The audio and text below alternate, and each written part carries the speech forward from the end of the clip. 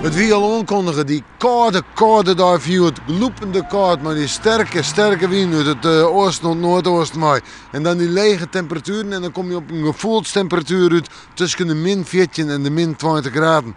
Nou, zeggen we nu juni en vannacht, dan hebben we nog altijd een protte bewolking. Nou, meer en meer bewolking. Eerst nog wel droog, nog een peer opklarings, maar later vannacht toch wel sneeuw of lichte sneeuw, vooral in het zuiden, zuidoosten, midden en noordoosten van de provincie.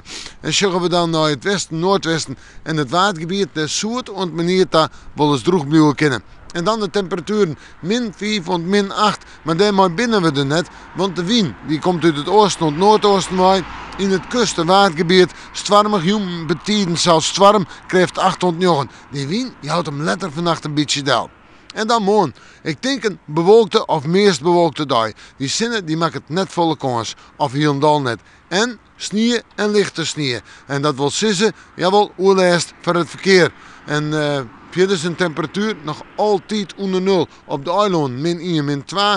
Maar verder op de provincie nog altijd zo'n 3, 4, misschien wel 4 graden onder nul. En dat alles maar een krachtige, eerst nog harde wind uit het oosten tot noordoosten waai. Nog altijd een koude dag.